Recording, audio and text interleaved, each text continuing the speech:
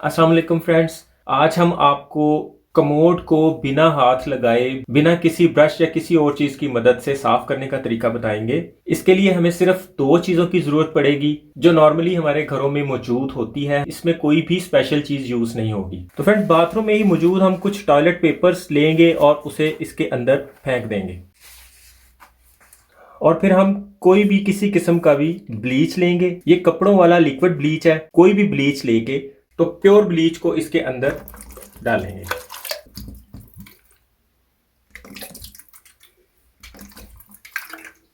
और इसमें हम 2 चम्मच बेकिंग सोडा के डाल देंगे। इसमें हमें कमोड को बिल्कुल भी हाथ लगाने की जरूरत नहीं पड़ेगी और इसे हम आधे घंटे के लिए इसे छोड़ देंगे।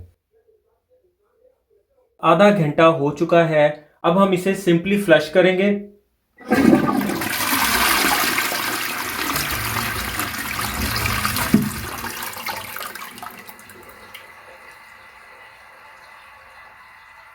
आपने देखा ये बिना हाथ लगाए बिल्कुल साफ हो चुका हुआ है।